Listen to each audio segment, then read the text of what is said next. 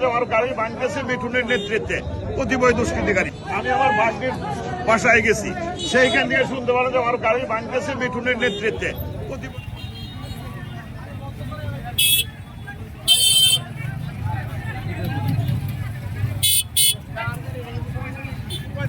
বাসা